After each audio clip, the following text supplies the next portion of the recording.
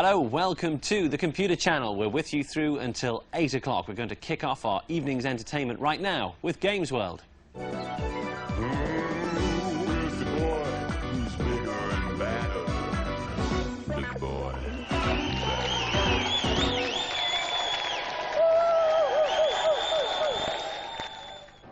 Good evening, one, and good evening, all, and muchas gracias for tuning in to your old pal, Big Boy. Now, as you cannot have failed to have realised, as long as you're paying attention to your surroundings, we're now well into 1998. And more importantly, that means a whole brand new year of Barry Show action. Now, I tell you what, folks, I'm really excited this week because today is the first week of 1998 that we come to you from here, Barry's Electrical Kingdom, or more commonly known to the public as Sega World. Now, the cool thing about this place is that whenever we come here, as long-time viewers of the show will already know, we only show the hottest games and the baddest features. And with that thought in mind, take a look at today's white-hot menu. It is white-hot, Paul. Tepid at least. Thanks, Barry. And on tonight's show, we review Worms 2. Go off-road with Screamer Rally.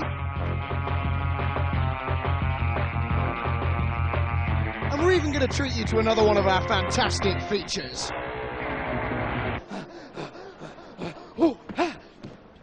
Excuse me, viewers. I tell you what, they've got to start making those menus a little bit longer. I have to rush back and forth all day long. It's not in my contract. It wasn't part of the deal, viewers. Sorry, enough of my ramblings. Anyway, coming up next on the live show with... Sorry about that, viewers. I've got a bit of a problem with my mic there. Somewhat of a gremlin in the works.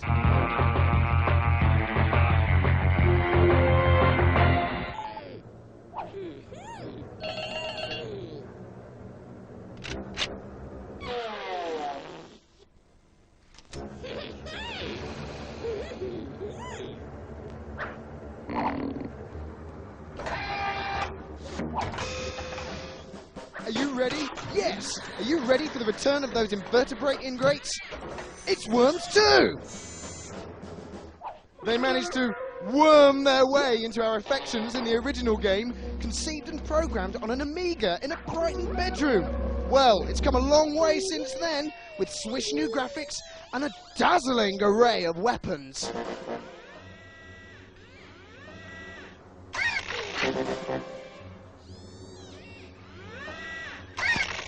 So, has the worm turned? Let's find out from our reviewers, shall we? Boys, it's over to you! It's taken some time for Worms 2 to actually appear, mainly because it's quite a surprise there wasn't a sequel beforehand, because Worms was huge. You see, the problem it had was its graphics and its one-player mode, so they deemed it worthy to actually go back to the drawing board and completely redesign the game. Well, the only redesign was the gameplay, because gameplay was superb before. Well, they have redesigned it. The graphics are now far more cute, and they're far more chunky. The other thing they've redesigned is the ability to create backgrounds and brand new backdrops every single time you play.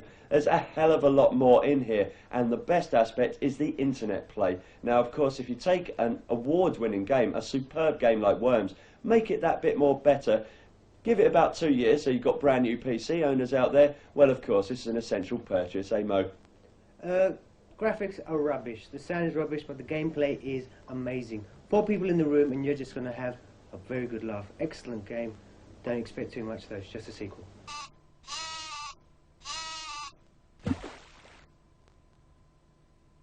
What's this?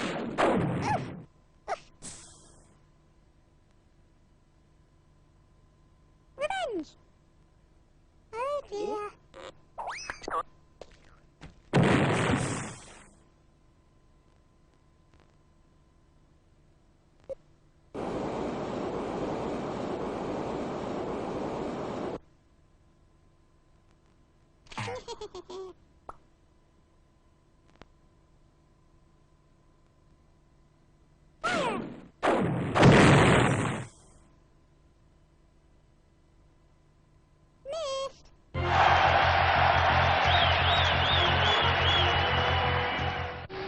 Screamer Rally puts behind the wheel of the latest all-terrain racing vehicle. With mud-splattered courses and tower-lined tracks, drivers enter into a mad dash and bash race to the finish line. Our copy here is running on a P90, but the recommended spec for the ultimate Screamer Rally experience is a whopping P133. You have been warned. I absolutely loved the Screamer games. They weren't quite as good as Fatal Racing. That was a game they should have done a sequel to ages ago, because you had all jumps and things like that. Screamer was a lot more flat racing, but it was brilliantly put together. It was Ridge Racer for a PC. Then there was Screamer 2, and now there's Screamer Rally. The only problem I have with Screamer Rally is it is 3D card dependent. If you haven't got one, it's pathetic. If you have, it's great, but you really need a super PC just to run it. If you've got it, of course, it's absolutely gorgeous and far better than the PlayStation could ever offer. You know, and the actual controllability and the arcade modes, they're gorgeous. But if you haven't got a high-end PC, you just forget it, just forget it.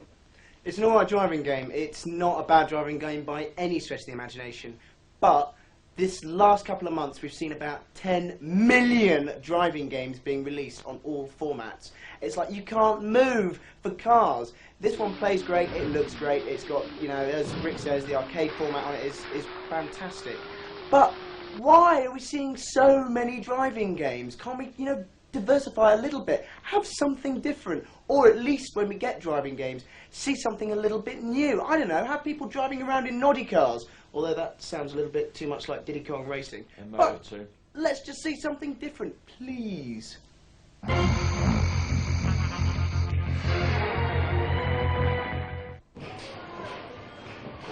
Yeah, I know what you're thinking. I read the sign that said do not sit on the machine the wrong way round, but you know what? I ignored it, because unlike Tico the monkey boy, I'm a true rebel. I will not conform for anybody. That's Big Boy Barry's rules. Now, a year ago, all we were seeing on the PC was boring conversion after conversion after conversion of PlayStation games. Well, not anymore, Mr. PC owner. Now it's your time to shine, because today's feature is all about PC games on the PlayStation. Oh, how the worm has turned.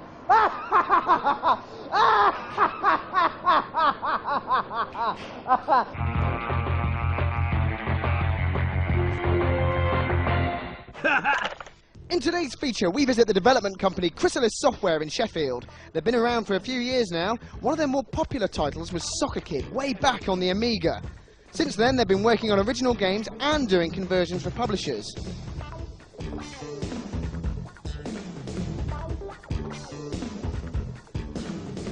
We get an insight from the team about how a conversion is done from a PC game to the PlayStation. The title we're going to look at is Z. As project manager, there is a lot of responsibility, and with responsibility comes a lot of stress as well. We have to work a lot of hours. Occasionally, we may even work through the night and through the following day. On top of that, we've got the bosses at Chrysalis coming down asking you when things are done, why haven't they been done, when will they be done. Before we start the conversion onto the PlayStation from the PC, a developer will send us the CD with all of the source code on it, and we'll just take it from there. Incoming message. The team required for a PlayStation conversion would be 2 programmers, 2 artists, and ordinarily a musician as well.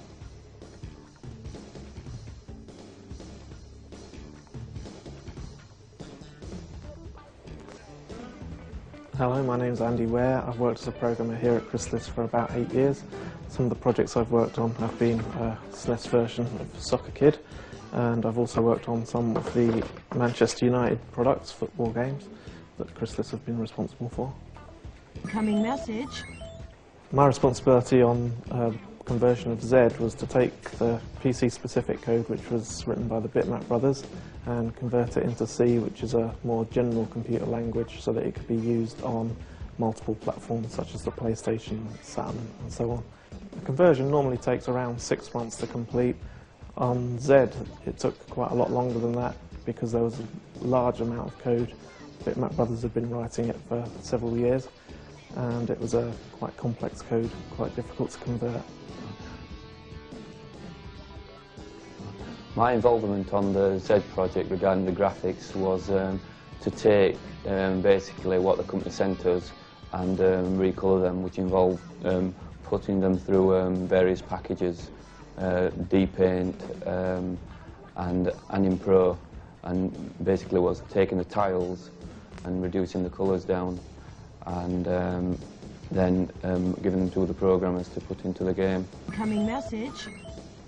Doing graphics is a very rewarding job to see the images on the screen in the end, and I do enjoy it.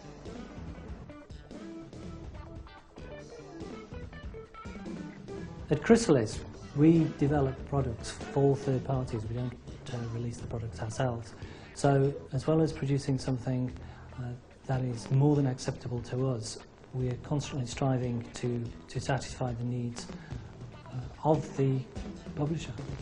Coming message. I think one of the things you have to remember as a producer is the people who are working for you, the graphic artists, the programmers, also have an awful lot to give the project as well, even if they're not particularly close to the subject matter. If you start discussing how a product should feel, how it should look, suddenly all the ideas come flooding in, and we end up with a user interface that is far better than anything I could personally design. Chrysalis currently has 5 original titles in development. Unfortunately, nearly all of those are very new and we're unable to talk about them at the moment, although I hope to very soon.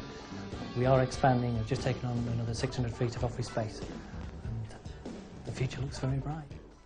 Pop quiz, Hotshot. What are you going to do when Games World goes off the air? Where are you going to get your latest news, views, the hottest reviews from the tubby titan of Titan Teddy himself, Big Boy Barry? What you going to do? Well, there's only one thing to do. In case you haven't guessed yet, you come and visit us at the Computer Channel website. See?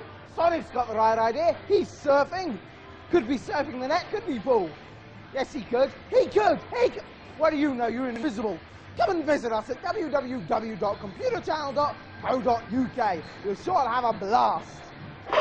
Come fly with me. Fly, fly away. More singing viewers. That's what this show needs. Look more. No ads. Unbelievable. I've always wanted Games World to fly to the top of the ratings. We quite literally soar above the competition. I tell you what, viewers, try to show me more bad puns in 15 minutes. I'd wager it's going to be a lengthy search. Okay, well, I'm afraid that's just about it, providing I can make a safe landing. I'll be back here tomorrow with more Barry Show action. Take care. Actually, it's making me feel quite nauseous. Who's the boy? Who's bigger and badder? Big boy.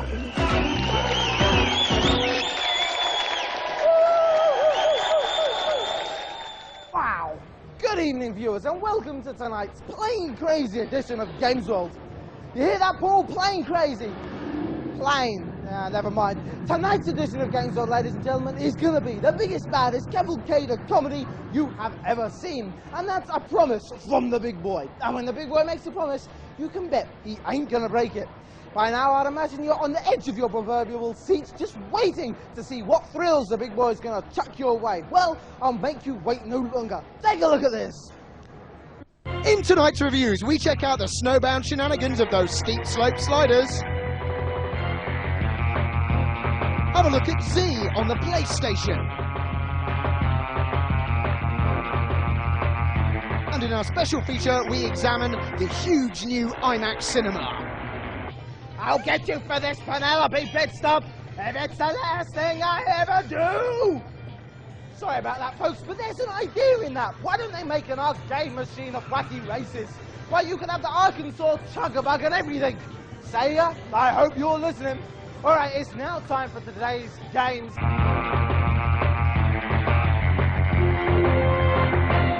3, 2, 1, now. Hang 10, dude. Grab your board and take to the piste in this latest installment of snowbound action. Yes, it's steep slope sliders on the Saturn. Choose from a variety of racing ravers as you jump, twist and bunny hop your way around numerous blizzard-laden courses in scores of worldwide locations. But does it have what it takes to wrestle the readies from your frostbitten fingers?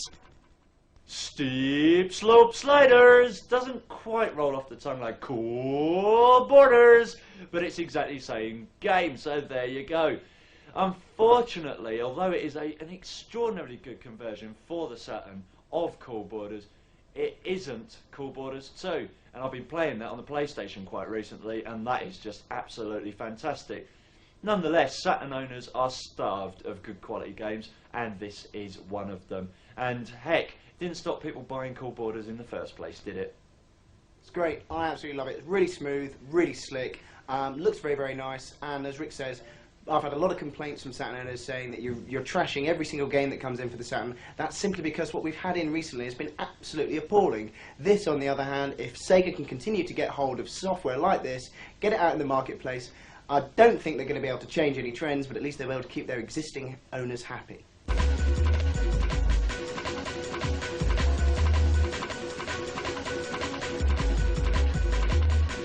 Goal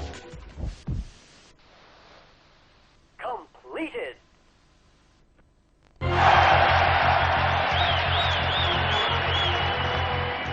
Should have been there an hour ago. Now what? Okay. Everything's fine. Don't overload yourself. Let's just resume our mission.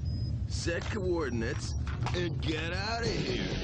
Robotic mayhem in which two opposing mechanical armies battle for supremacy across a war-torn galaxy.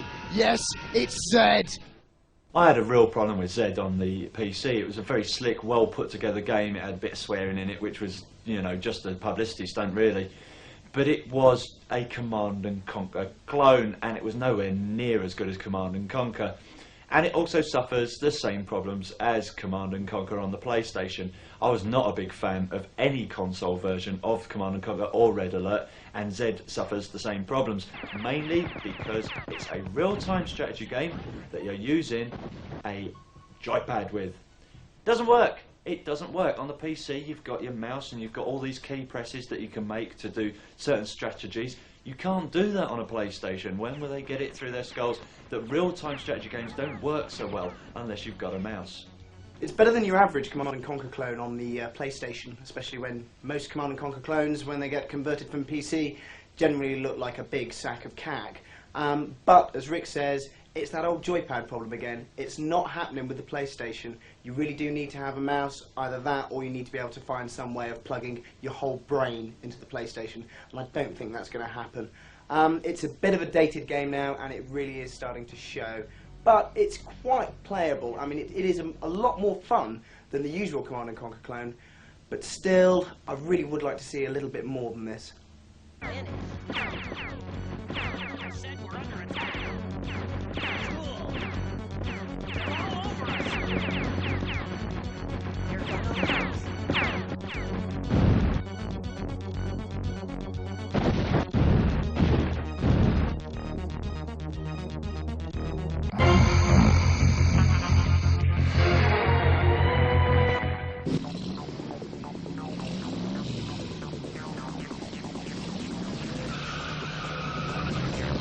After the monstrous fiasco that was Test Drive 3, do we have any right to expect anything from a sequel? Yes, you guessed it, it's Test Drive 4!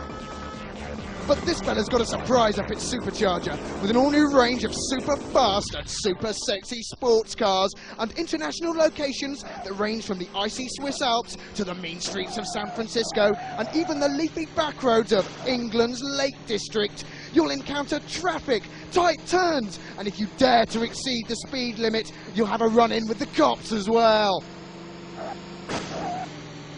Test Drive 3 was pants. Test Drive 4, on the other hand, is really, really very nice indeed. On the PlayStation, I absolutely loved it. You got to do that bullet thing where you drove around San Francisco very, very fast, jumping and leaping over every single hump and bump that you found. On the PC, it's very much the same thing. It looks a bit better, the graphics are smartened up, the 3DFX card, it's absolutely gorgeous. As a racing game, it's not that great, but as a bit of fun, it's okay. I'd give it a go. Yeah, you basically look at this and then you look back at Test Drive 3 and you think, what on earth was going on? It's surely nothing to do with the previous one, apart from the fact you do get to test drive different types of cars. But this time, they've remembered that all-important ingredient, playability.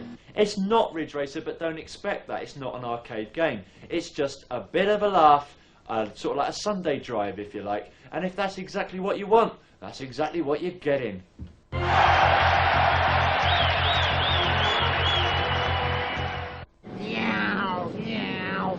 my pretty fly. Sorry about that, viewers. Brilliant reviews, were they not? Excellent, very impressive, but not as impressive, I'd wager, as tonight's feature. Oh no, for those of you guys who have been to America, you may well have gone to Cape Canaveral, and there they've got this huge cinema. It's called the IMAX. Well, they've gone and built one of these things in the UK. It's 7 stories high, and it's as wide as a bus, and that's just my popcorn. Okay, naturally the Games World crew were there. Enjoy. As the British Film Institute plan to launch a 3D cinema complex next year, the Trocadero in London have actually beat them to the punch with the IMAX 3D Theatre. £6 million have been invested in a 300-seater, making it the most advanced cinema system in all of Europe. The screen is 7 stories high, making it the biggest in the UK alone. This is 16mm film. Over here we have 35mm and 70mm. The IMAX technology uses 70mm film to create a frame size 10 times the size of standard 35mm film. It dwarfs every other format in existence and increases picture detail, sharpness and clarity. One of the classics of IMAX cinema is Wings of Courage, directed by Jean-Jacques Annaud. It's a true story about 3 legendary pioneer aviators, starring Craig Sheffer and Val Kilmer. The 70mm IMAX cameras are extremely large and bulky, making them awkward to use. One of the most difficult tasks is loading the film and keeping it clean.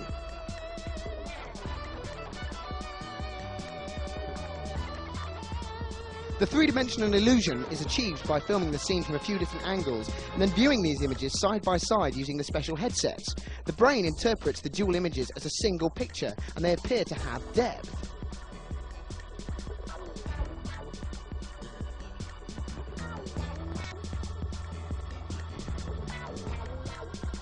Destiny in Space is a glimpse into the future of space exploration. An IMAX camera was used via satellites to provide all the images from 200 miles above the Earth. Featuring never-seen-before screen images of the space shuttle in orbit and thrilling flyovers of Mars and Venus.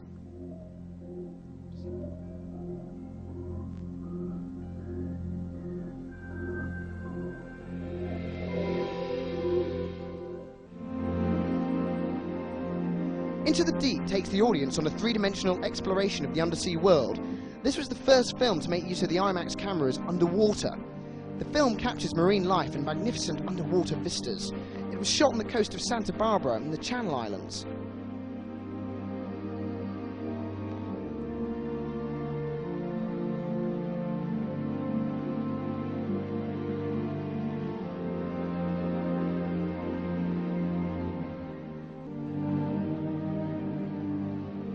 Titanica is a non-fiction drama which tells the story of the 1991 expedition to the wreck of the Titanic.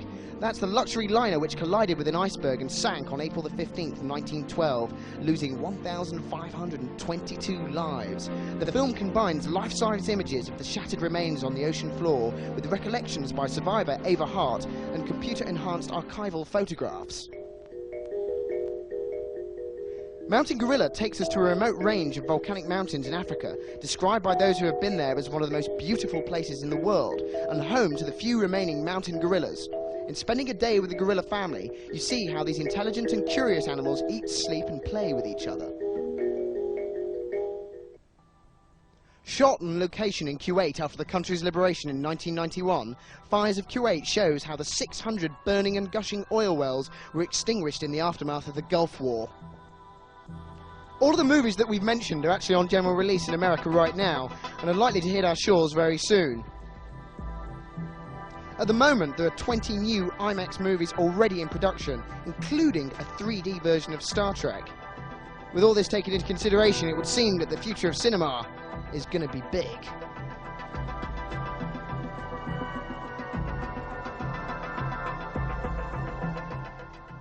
Well, that's it. It's the end of the show. Good grief, can you believe it's been 15 minutes long? More like 12 and a half minutes.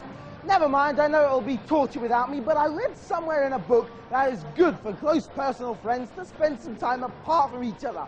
We do see a heck of a lot of each other. Never mind, you're not going to have to wait long. I'll be back. You know when, you know what channel. Oh, good grief, Paul. We've been doing the show for over a year now.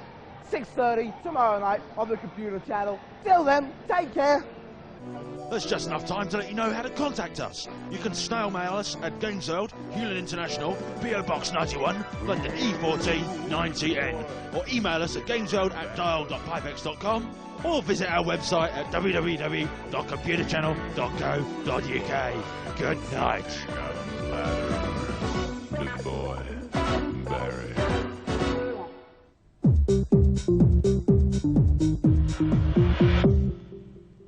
Do you know who this man is? Can you tell a PC from a PC? Or spot the difference between hard and floppy?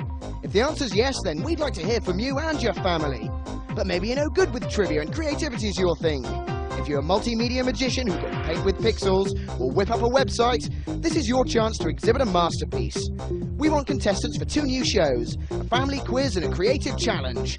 Think you've got what it takes? Then write to us at Contestants, The Computer Channel, PO Box 91, London E14 9TN, or call on 0171 308 9955. The closing date is Friday 6th of February, so call now.